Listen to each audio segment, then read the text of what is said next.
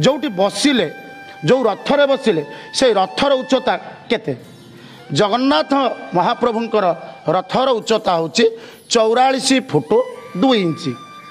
आसतु बलभद्रंकर रथ बलभद्रंकर रथ हूँ 43 foot 3 inch गोटे foot कम हूँ कार माँ सुभद्रांकर 42 फुट 3 इंच जोठी बसिले महाप्रभु तार दैर्घ्य प्रस्थ रथर शेष भागे आपणकर जगन्नाथ नंदीघोष रथ आस्थानर दैर्घ्य प्रस्थ 34 फुट 6 इंच एवं बलभद्रंकर 33 फुट एवं सुभद्रांकर 31 फुट 6 इंच दैर्घ्य प्रस्थ।